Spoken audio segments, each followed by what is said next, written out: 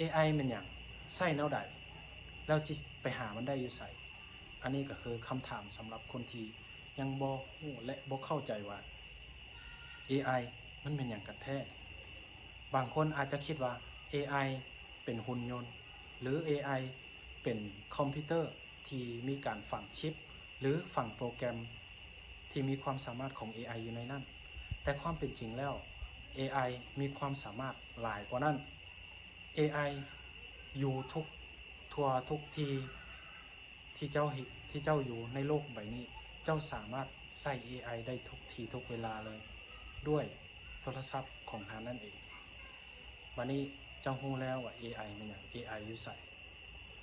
คำถามต่อมาก็คือวิธีใส่เจ้าจะใส่ AI